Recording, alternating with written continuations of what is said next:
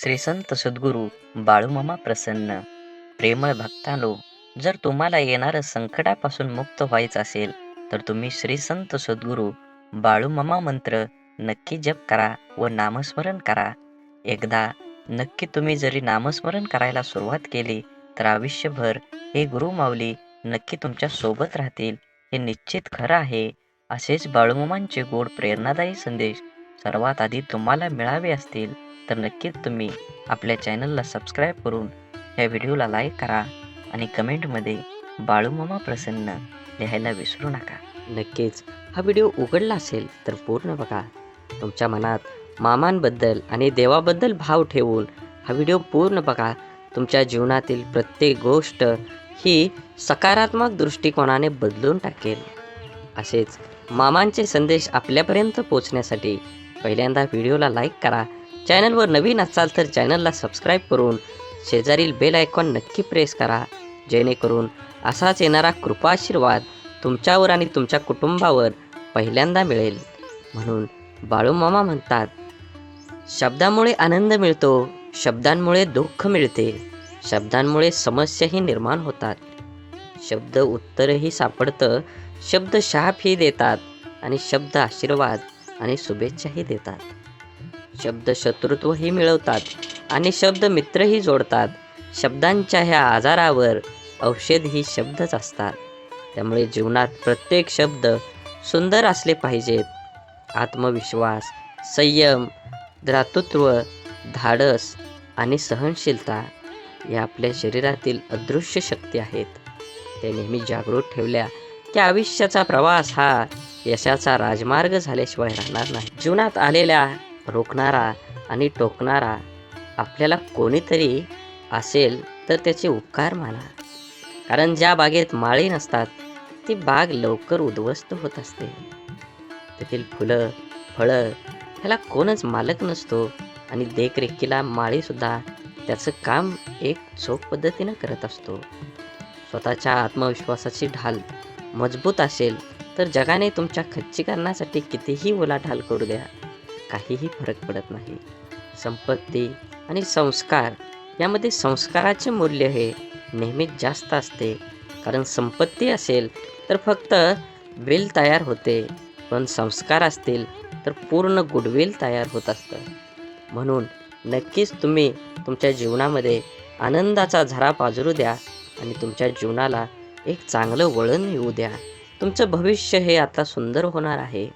हा संदेश तुम्ही आत्तापर्यंत ऐकला असेल तर अजून थोडा वेळ ऐका आणि बाळूमामांचा कृपाशीर्वाद तुमच्या कुटुंबियावर आणि तुमच्यावर अखंड राहू द्या.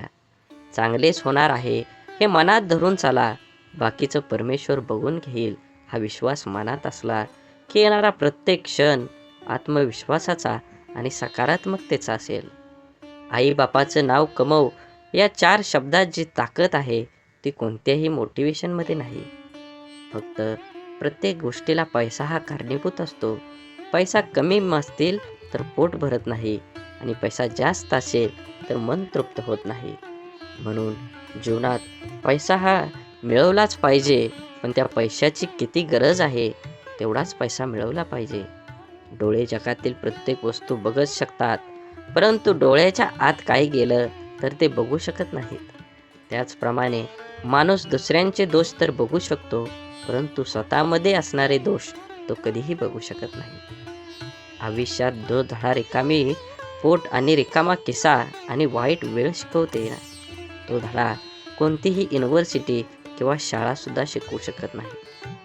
क्षितिजापाशी झुकते ते आकाश असतं, आसवांनी जोडलं जातं ते प्रेम असतं आणि क्षणोक्षणी रंग बदलते ते जीवन असतं आणि सुखदुःखाची देवाणघेवाण जेथे असते तेच मनापासून जुळलेलं नातं असतं.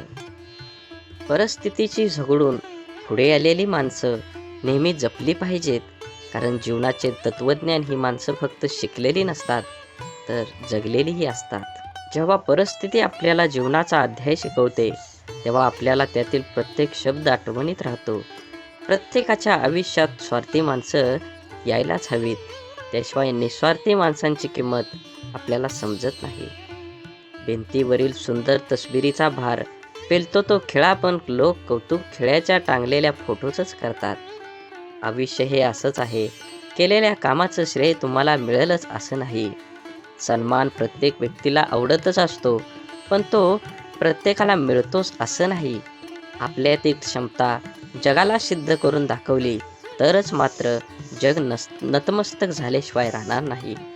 मनासारखं दिवस पाहण्यासाठी मनाविरुद्ध घडणाऱ्या दिवस सोसावे लागतात. जिथे सर्व संपले याची जाणीव होते, तिथे पाठीवर अलगद पडणारा हात हा माझ्या मामांचाच आहे. हा आत्मविश्वास मनात ठेवून स्वतःला कधीही कमजोर समजू नका आणि तुमचं कर्म हे चांगल्या पद्धतीनं करा. संपर्कातल्या व्यक्तींना परखताना स्वतःच्या नजरेच्या परखावर दुसऱ्यांनी दिलेला चष्मा घालून परखल्यास बऱ्याचदा त्यांची खरीच ओळख होतच नाही. आयुष्य म्हणजे पत्त्यांचा खेळ. चांगली पानं मिळवणं आपल्या हातात नसतं, पण मिळालेल्या पानावर चांगला डाव खेळणं हे नक्कीच आपल्या हातात असतं आणि याच्यावरच आपलं यश अवलंबून असतं. जीवन म्हणजे एक विचित्र शर्यत आहे. जिंकलो तर आपली माणसं मागे राहतात आणि हारलोच तर आपली माणसं सोडून जातात. अस्तित्वावर प्रश्नचिन्ह निर्माण झाल्यावर स्वाभिमान जागा होत नाही. जेव्हा परिस्थिती आपल्या जीवनाचा अध्याय शिकवते, तेव्हा आपल्याला त्यातील प्रत्येक शब्द आठवणीत राहतो. कष्टामुळे आलेल्या कपाळावरचा घाम पुसताना कपाळावर लिहिलेलं नशीब पुसलं जात नसतं, तर ते चमकून उठतं. तुमचे विचार मोठे आणि आत्मविश्वास ठाम असेल तर साम्राज्य उभं करायला थोडा वेळ लागेल, पण होणार नाही असं कधीच होणार नाही. ज्ञान म्हणजे तुम्ही काय करू शकता याचं भान असणं आणि शहाणपण म्हणजे कधी काय करू नये याचं भान असणं. परिस्थितीच्या फुग्यात कष्टाची हवा भरून आयुष्य जगणं गरिबालाच जमतं.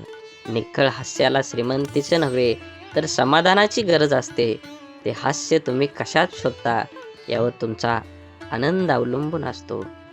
वडीलधारे सांगतात की काही करून दाखवण्यासाठी स्वतःच्या मनावर ताबा मिळवा.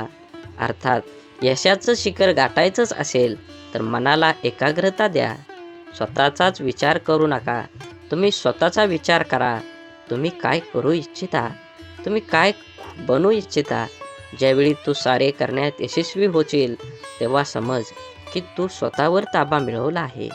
अन्यथा कितीही मेहनत केली तरी यश मिळू शकणार नाही.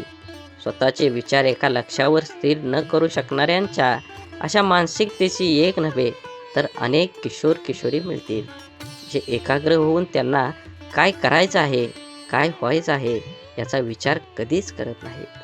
हे फक्त एका आंधळ्या रेसमध्ये सामील करून स्वतःला हरवून बसतात व करिअर करण्याच्या नादात एकाच वेळी अनेक लक्ष घेऊन पुढे जातात, पण त्यांच्या हाती निराशेशिवाय काहीच लागत नाही. आपल्याला स्वतःवर ताबा मिळवण्यासाठी मन नियंत्रित करून एकाग्रता द्यायला हवी, जेणेकरून एक लक्ष्यावर आधारित राहून सहजतेने यश मिळवता येऊ शकतं. नक्कीच बाळूमामांचे असे संदेश आपल्यापर्यंत पोहोचण्यासाठी पहिल्यांदा व्हिडिओला लाईक करा.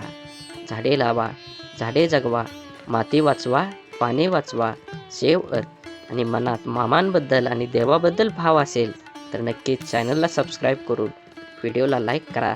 कमेंटमध्ये बाळूमामान प्रसन्न असं टाईप करा. धन्यवाद.